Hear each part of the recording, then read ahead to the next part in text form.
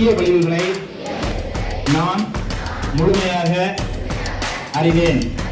நான் போதை பழக்கத்திற்கு ஆளாக மாட்டேன். மேலும் எனது குடும்பத்தினரையும் நண்பர்களையும் போதை பழக்கத்திற்கு ஆளாகாமல் தடுத்து அவர்களுக்கு அறிவுரைகளை வழங்குவேன். பழக்கத்திற்கு உள்ளானவர்களை மீட்டெடுத்து அவர்களை நல்வழிப்படுத்த எனது பங்களிப்பை முழுமையாக தருவேன். போதைப் பொருட்களின் உற்பத்தி, நுகர்வு